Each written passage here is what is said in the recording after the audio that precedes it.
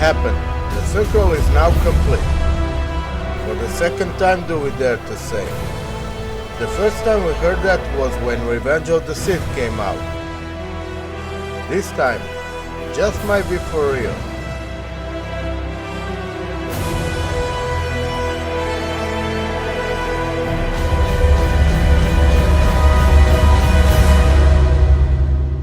You've probably seen a good number of drastically different reviews by now, from 0 to 10, and left wondering where's the truth. Well, here it is, and I'll try to answer it as best as I can. Star Wars Episode 9 The Rise of Skywalker takes an incredibly difficult task in not only finishing this trilogy but the whole series of the so-called Skywalker saga in general. Is it a bad movie? No. Is it disaster as some reviewers would like you to think? No. But it's not a great nor masterpiece as The Empire Strikes Back. In truth, it's actually a pretty good but flawed movie, and I think it's important to make that distinction as soon as possible, before going any further.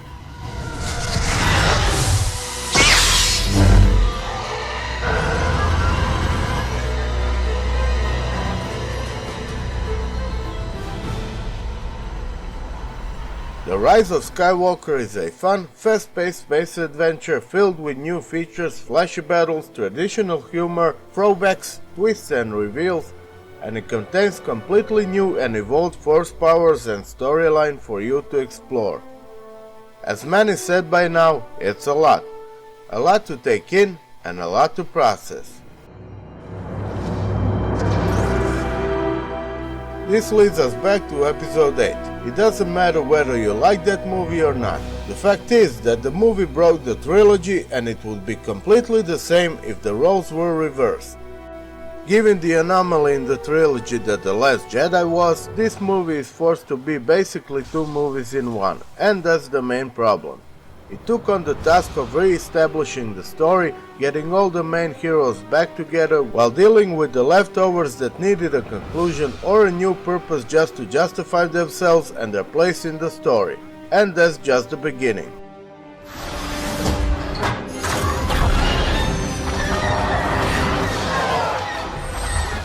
There is no doubt that they did as best as they could given the situation. Because of that, there is a lot that the average viewer will miss, as some details and transitions in the storyline require your suspension of disbelief and fan imagination to work its magic to cover the mysteries created by time constraints of the movie. That's how we got to the negativity and rants in the audience from day one, and they're hardly justified. With that in mind, let's go over the movie with fresh perspective, shall we?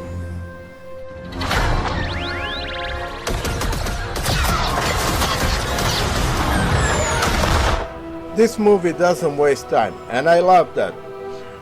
The open and crawl progress the story already, the action follows it, and it hardly stops till the very end. The combination of the adventure, character moments, witty humor, and over-the-top action is what defines this chapter, and it's easily its greatest strength.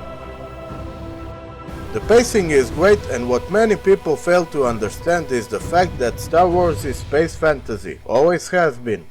If you don't have some basic imagination, the understanding of the key components of that universe, and you're expecting it to play by the rules of reality, then you are watching a wrong movie.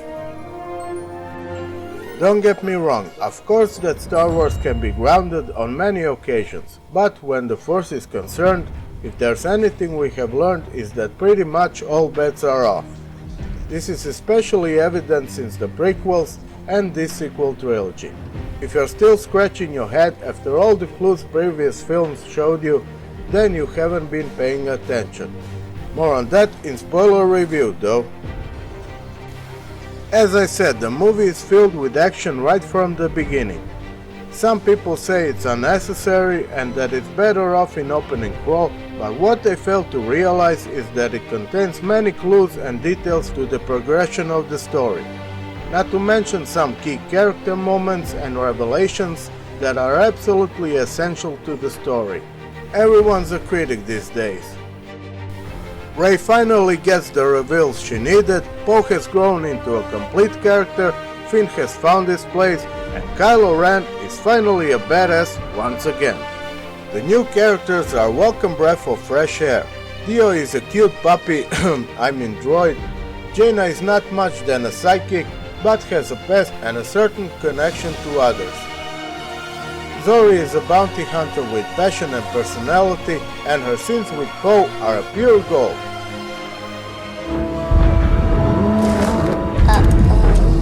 Night raids are gonna start soon. I'll keep lookout. I'm coming with you. You still don't trust me, huh? Did you ever trust me? Nope. Then there is General Pride, what Hux perhaps should have been. He basically saves both characters in a single stroke. Luke finishes his arc successfully, as well as Leia, even with a pleasant surprise in one scene. Lando is back and serves the story just right, although we could have got more. You didn't say my name, but I'm alright. Darth Sidious, aka Emperor Palpatine, is ever present in this one, and his performance goes from one end to another. In many scenes he ranges from truly scary and menacing to sometimes awkward and cheesy. Nevertheless, to see this kind of character back in the game is a good thing, and I think people will get to appreciate it more later, as the time goes by and the dust settles. He's definitely less cheesy than in Revenge of the Sith, and some scenes are absolutely amazing, an instant classics. The music is great, but it's like the best hits compilation, so there's not much to talk about really. Sound design is great, but there's something seems to be missing, as some scenes simply lacked impact and it's hard to point out why. So now on to the bad stuff. The movie is rushed, literally and figuratively. There are many shortcuts made and conveniences that even when they're explained are tough to take in, like they just got it served on a platter, or oh, you can do that now? Great. But then you're just like, okay, whatever, let's just move on. The movie is also pretty cheap when it comes to tension and sacrifice.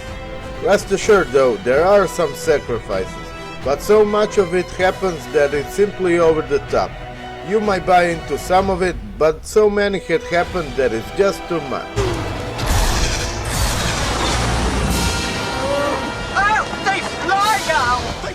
One single disappointment coming from the past were mysterious Knights of Ren. They arguably did even less than the Red Praetorian Guards in episode 8. I don't know where they got their reputation because once again they were nothing but pushovers. A group of bandits with nothing but a name. If the production wasn't so rushed, perhaps we could have seen something from them too. But yeah, that's what we got. And that's about it when it comes to the bad stuff, really. Sure, there are some scenes and dialogues that could have been better and transitions that could have been different, but nothing so bad on a scale of The Last Jedi. The movie does important things right. When it's funny, it's Star Wars kind of funny. When it's dark, it's right kind of dark. And when it's dramatic, it does it well. Despite all of its flaws, Episode 9 The Rise of Skywalker does what it sets out to do. Sure, it had trouble with this trilogy to begin with. It may not be a great end to the Skywalker saga, but it's a really good movie and surprisingly good closure to this trilogy. For more Star Wars, keep it up to the core.